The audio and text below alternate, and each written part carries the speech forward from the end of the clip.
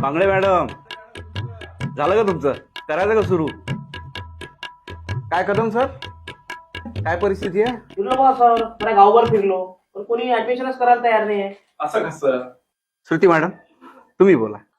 नाही म्हणजे बरोबरच आहे यायचं. आता विषय कसा आहे सर, आम्ही लय फिरलो गावागावात, पण विद्यार्थ्याच्या पालकाचं म्हणणं असं आहे, त्याला मराठी म्हणजे दुय्यमच वाटून राहिली आणि इंग्रजी हे महत्वाची वाटून राहिली है ना.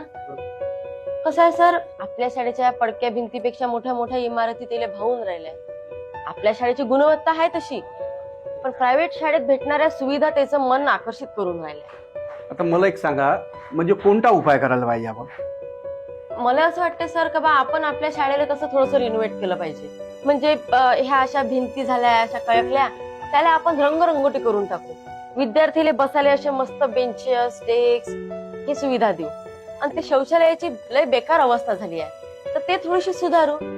सर, हे पाण्याच्या टाकीपेक्षा ऑरो फिल्टर बसवणं लय गरजेचं आहे आपल्याला. एक डिजिटल रूमची गरज आहे सर. म्हणजे कसं, ह्या सुविधा जर आपण देऊ शकलो तर मग कदाचित ते आपल्याकडे थोडेसे येतील. शासनाकडून नसतं काही गोष्टी होऊन नाही राहिल्या, आता आपण काय करू शकतो त्याच्यात? या व्यतिरिक्त दुसरा उपाय नाही का सर आपल्याकडे? नाही, एक उपाय आहे सर. कोणता? म्हणजे कसं, त्याच्यासाठी सगळ्याची मदत लागेल. पालकांच्या दारोदारी फिरणं झालं आता. आता काय लोटांगण घालायला लावतं त्यांच्या समोर? सांगत होती पटकन काय उपाय आहे तो?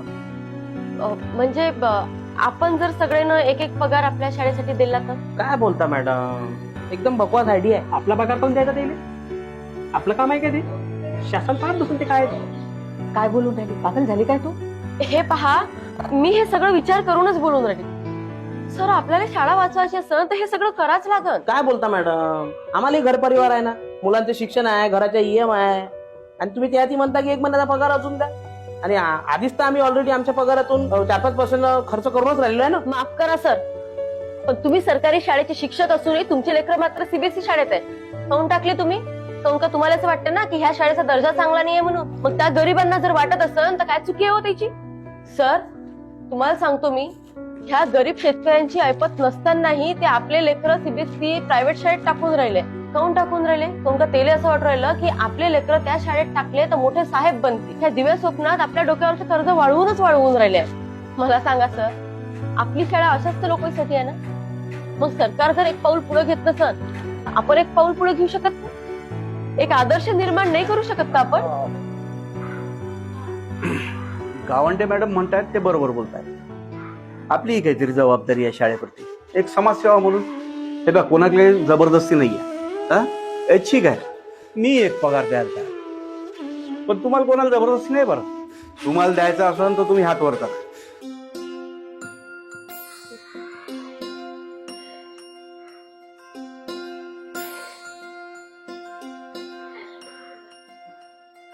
तू काय हात वरत करू राहिला? सर, माझा पगार घ्या, मी त्या शाळेचा कर्मचारीच आहे.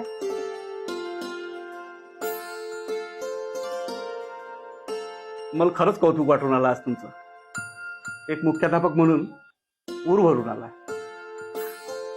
पण श्रुती मॅडम, एक माहित आहे का, हे काही परमनंट सोल्युशन नाहीये. वाकई कितीही शिवली तर थिगायचं लागणारच आहे त्याला. तर श्रीमंताला आज गादी आहे, उद्या फोमवर झोपतील, पण आपल्या नशिबीत तर हे वाकायचं आहे. बरोबर आहे सर तुमचं. श्रीमंताचं नाही हो टेन्शन, ते तर बाहेर देशात जाऊनही शिकून घेऊ. पण हे आपले गरीबाचे, शेतकऱ्याचे लेकरं, याची जबाबदारी कोण घे?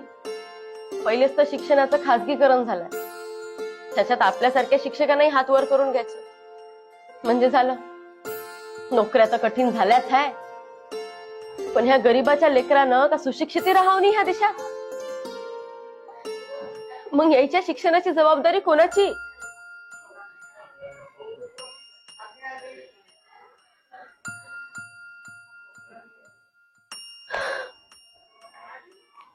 महाराष्ट्रासारख्या प्रगत राज्यात कितीतरी गरीब लेकरं शिक्षणापासून आजही वंचित आहे.